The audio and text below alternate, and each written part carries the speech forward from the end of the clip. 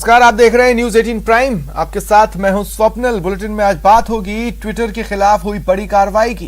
Ghaziabad police ने Twitter के खिलाफ पहला एफआईआर दर्ज किया है।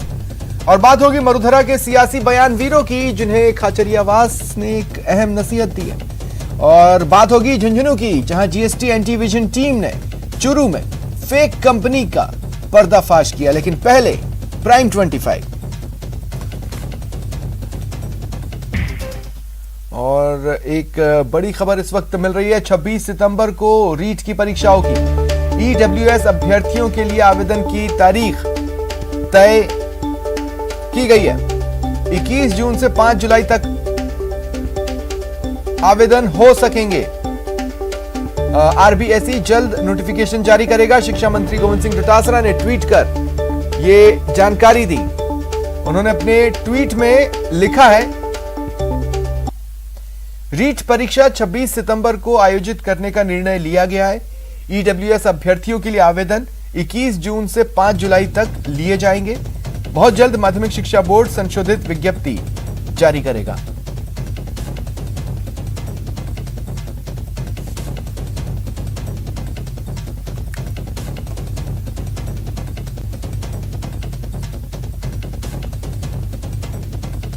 तो ये बड़ी खबर हम आपको बता रहे हैं। शिक्षा मंत्री गोविंद सिंह डोटासरा ने ट्वीट कर यह जानकारी दी है कि रीट परीक्षा 26 सितंबर को आयोजित करने का निर्णय हुआ है। जो ईडब्ल्यूएस अभ्यर्थी हैं उनके लिए आवेदन की तारीख रहेगी 21 जून से 5 जुलाई। और ज्यादा जानकारी के लिए बात करते हैं सहयोगी दिनेश से। दिनेश, क्या जानकारी है? अब बिल्कुल स्वप्निल, देखिए, जो बेरोजगार अभ्यर्थी हैं उनको बड़ी राहत आज राज्य सरकार ने दी है। लाखों अभ्यर्थी जो है इंतजार कर रहे हैं रीट परीक्षा का। तो शिक्षा मंत्री गोविंद सिंह डोटासरा ने ये ट्वीट कर कहा है कि रीट परीक्षा अब 26 सितंबर को आयोजित होगी, यानी तिथि का जो है वो ऐलान कर दिया गया है राज्य सरकार की ओर से। एक जो इसमें पेज था कि ईडब्ल्यूएस अभ्यर्थियों के लिए वापस से आवेदन मांगे जाएंगे, तो वो उसकी तारीख का भी ऐलान कर दिया है। 21 जून से 5 जुलाई तक जो है ये आवेदन दे सकेंगे अभ्यर्थी। और इसके लिए माध्यमिक शिक्षा बोर्ड जो है वो जल्दी ही एक संशोधित विज्ञप्ति जारी करेगा। तो शिक्षा मंत्री गोविंद सिंह डोटासरा ने ये जानकारी दी है। और रीट से ही जुड़ा एक और बड़ा फैसला आज हुआ है, जिसकी जानकारी खुद मुख्यमंत्री अशोक गहलोत ने ट्वीट करके दी है। वो ये कि 2016 में जो अंग्रेजी विषय की प्रतीक्षा सूची जारी करने से जुड़ा जो मामला था, अब राज्य सरकार जो हाई कोर्ट के आदेश के विरुद्ध जो सुप्रीम कोर्ट में एसएलपी दायर की थी राज्य सरकार ने, वो एसएलपी वापस ली जाएगी। ये जो निर्णय है इससे अभ्यर्थियों को फायदा मिलेगा और प्रतीक्षा सूची के जो अभ्यर्थी हैं उन्हें जल्द ही नियुक्ति मिलेगी। तो मुख्यमंत्री अशोक गहलोत ने ट्वीट करके ये जानकारी दी है। और सभी अभ्यर्थी जिन्हें नियुक्ति मिल पाएगी इस राज्य सरकार के फैसले से, उन सभी को बधाई भी मुख्यमंत्री ने दी है। तो लाखों बेरोजगार अभ्यर्थी जो इंतजार कर रहे थे रीट परीक्षा का, उनके लिए बड़ी राहत की खबर है।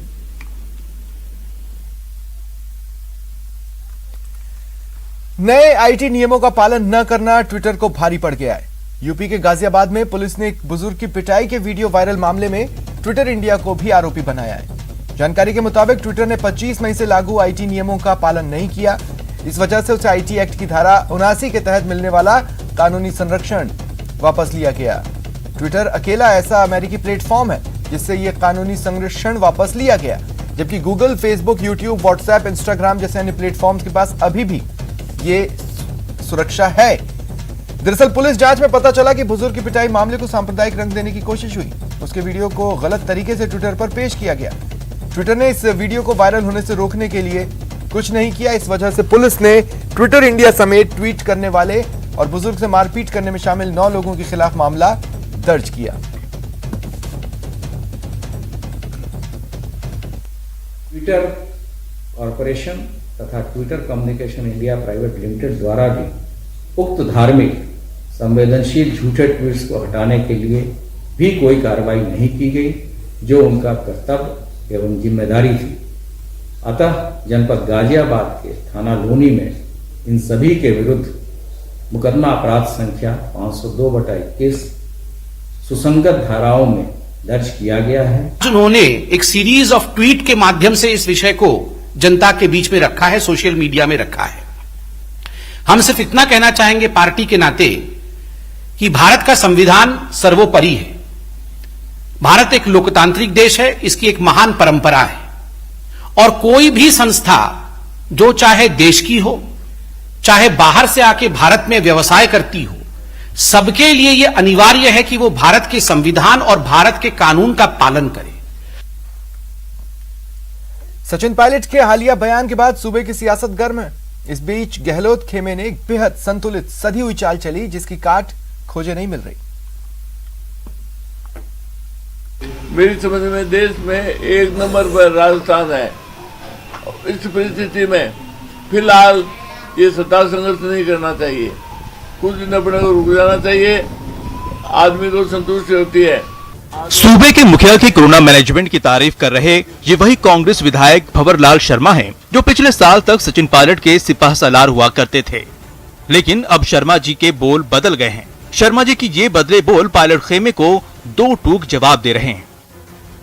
मरुद्रा में सीएम गहलोत से बड़ा कोई जादूगर नहीं है, इसलिए अपनी नाकाम हसरतों पर लगाम लगाइए। एक कहावत है कि माड़ी सीते सोगड़ा रुता है फड़ो, समय पर अपने आप सारा पटाखे हो जाएगा। अब कहावत है कि एक नार 100 बीमार, उसी प्रकार यहाँ पर पार्टी में 9 नार है, 25 बीमार हैं। अब इस बोल के पीछे का खेल समझिए। दरअसल सचिन पायलट के बगावती बोल के बाद एक बार फिर कांग्रेस में गुटबाजी की चिंगारी को हवा लग गई। पार्टी के भीतर सियासत गरमाने लगी है। पायलट खेमे में दिख रही हलचल के बीच सीएम अशोक गहलोत का खेमा न सिर्फ सतर्क है, बल्कि सुनियोजित तरीके से जवाब भी दे रहा है। बीएसपी से आए कांग्रेस विधायकों की जुबान से पायलट खेमे को माकूल जवाब दिया जा रहा है। आज जरूरत है असली और नकली की, कि कौन खराब समय में आपके साथ रहा, कौन खराब समय में आपके खिलाफ रहा, कौन पार्टी का सच्चा सिपाही है और कौन पार्टी का वफादार नहीं है। उस सब चीज को पहचानने की आवश्यकता है। जिन लोगों ने पार्टी के साथ गद्दारी की, जिन लोगों ने सरकार को अस्थिर करने का काम किया, जिस सरकार को स्थिर करने के लिए हम लोग आए हैं, उस सरकार को अस्थिर करने का जिन लोगों ने काम किया, वो लोग बार बार दबाव बना रहे हैं। किस हक से वो लोग हाईकमान पर दबाव बना रहे हैं और हाईकमान किस हक से उनकी बात सुन रहा है। राजनीति के जानकारों का कहना है कि सोची समझी रणनीति के तहत समर्थक विधायकों से बयान दिलवाए जा रहे हैं, ताकि सांप भी मर जाए और लाठी भी ना टूटे। यानी पायलट खेमा पस्त भी हो जाए और गहलोत खेमे पर आरोप भी न लगे। न्यूज़ 18 राजस्थान के लिए जयपुर से दिनेश शर्मा की रिपोर्ट। प्रदेश में चल रही सियासी बयानबाजी को लेकर परिवहन मंत्री प्रताप सिंह खाचरियावास ने कहा कि यह समय बयानबाजी का नहीं, फिर भी किसी को नाराजगी है तो मीडिया में बयान देने से अच्छा है कि सीधे सीएम से बात करें। कोरोना के बाद जिंदगी को पटरी पर लाने की जंग लड़ने का वक्त है। ये वक्त सियासी बयानबाजी का है ही नहीं। हमें यदि सियासी बयानबाजी करनी है तो हम सबको इस वक्त कंट्रोल करना पड़ेगा। मेरा ये मानना है कि अब ये लॉकडाउन खुला है और आधा अधूरा लॉकडाउन खुला है, पूरा लॉकडाउन खुले, जिंदगी पटरी पर लौटे, ये सब काम करने का वक्त सरकार का है। यदि अलग अलग सबके विधायकों के क्षेत्र में कहां कहां पर दिक्कत है, क्या क्या समस्याओं के समाधान का वक्त है और इस वक्त हम सबको मिलकर कलेक्टिवली सरकार में बैठकर कहीं कोई हमें दिक्कत है तो हम मुख्यमंत्री अशोक गहलोत से बात करें, मंत्रियों से बात करें, अधिकारियों से बात करें। एक एमएलए भी अपने आप में एक बहुत पावरफुल होता है। क्योंकि अब जहां तक मंत्रिमंडल विस्तार की बात है, कब होगा, कैसे होगा, ये सब तय करना मुख्यमंत्री का विशेषाधिकार है, मेरा ये मानना है। फिर भी यदि किसी को कोई राय देनी है तो मेरा ये मानना है कि मुख्यमंत्री जी को फोन करना चाहिए। वीसी पर उन्होंने कहा है कि मैं वीसी से हर विधायक से जुड़ा रहूंगा, तो वो वीडियो कॉल कर सकते हैं मुख्यमंत्री जी को और उनको बतानी चाहिए। मुख्यमंत्री हमारे नेता हैं, यदि मेरी कोई नाराजगी होगी तो मैं वीडियो कॉल करूंगा, उनसे बात करूंगा। और नेता होता है वो नाराजगी दूर भी करता है। नेता से नाराज होने का सबको हक है, क्योंकि जो सबसे ऊपर जो होता है उससे लोग नाराज भी हो जाते हैं, राजी भी हो जाते हैं एक दिन में। क्योंकि यदि कहीं बात है तो आपको उनसे डिमांड करनी चाहिए, अजय माकन जी से डिमांड करनी चाहिए, अपनी बात पार्टी के फोरम पर कहनी चाहिए, मेरा ये मानना है। अब ये बयानबाजी जो हम अखबारों में कर रहे हैं, ये रोककर हमें मुख्यमंत्री के स्तर पर, ऑल इंडिया कांग्रेस कमेटी के स्तर पर करनी चाहिए। झुंझुनू की जीएसटी एंटीविजन टीम ने चूरू में फेक कंपनी का पर्दाफाश किया है। फर्जी कंपनी के मालिक ने पूछताछ में जो खुलासा किया वो हैरान कर देने वाला था।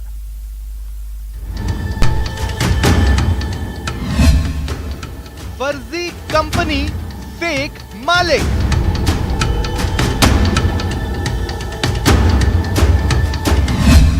$30 करोड़ का फर्जी लेन देन।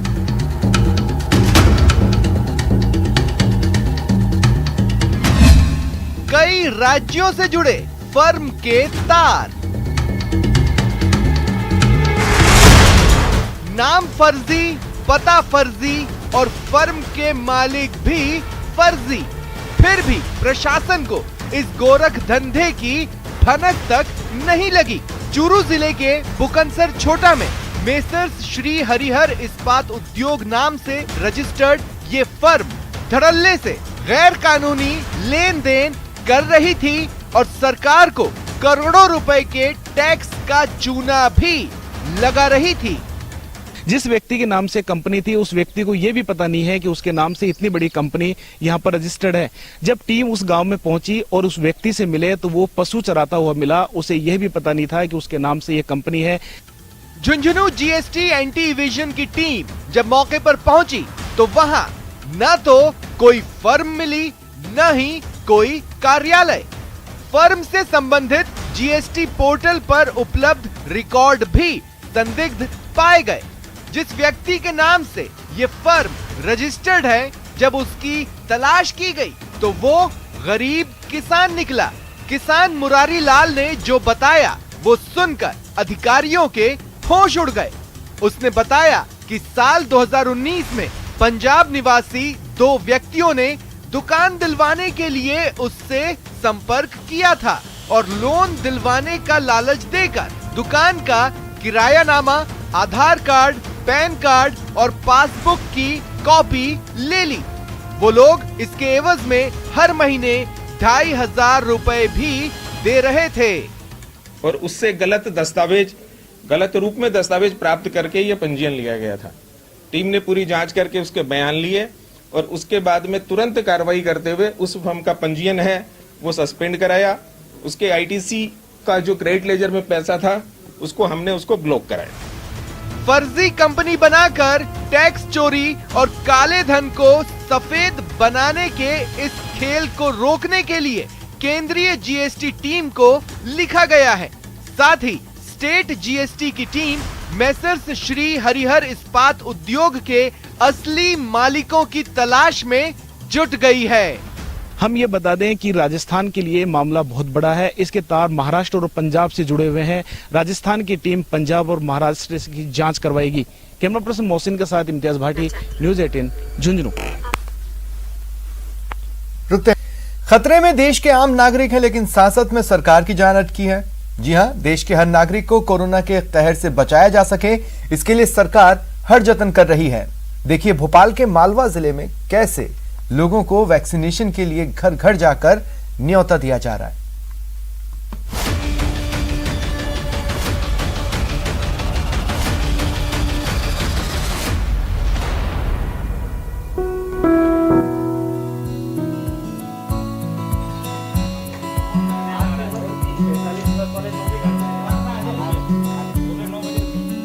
लोकतंत्र में सबसे महत्वपूर्ण लोक है और सरकार भी सच को बखूबी समझती है। यही वजह है कि केंद्र हो या राज्य सरकार, देश के हर नागरिकों को टीका देने का भरपूर प्रयास किया जा रहा है। भोपाल के आगर मालवा जिले की ये तस्वीर ही देख लीजिए। यहाँ वैक्सीनेशन के लिए लोगों को घर घर जाकर उन्हें पीले चावल देकर टीका लेने का न्योता दिया जा रहा है। कैंप के लिए निकाय अमले द्वारा एवं अपने प्रबंध समिति के सदस्य द्वारा घर घर जाकर टीके लगाने के लिए आम नागरिकों को टीके लगाने हेतु पीले चावल देकर उनसे निवेदन किया गया कि आप टीके लगवाएं। दरअसल आगर मालवा जिले की सुसनेर में कोरोना की दूसरी लहर ने बेहद कहर बरपाया था। यहाँ संक्रमितों की बहुत बड़ी तादाद सामने आई थी। बावजूद इसके स्थानीय नागरिकों में टीके को लेकर उत्साह देखने को नहीं मिल रहा था, जिसके मद्देनजर नगर पालिका की टीम सीएमओ सहित घर घर जा रहे हैं और लोगों से वैक्सीनेशन कैंप आने की अपील कर रहे हैं।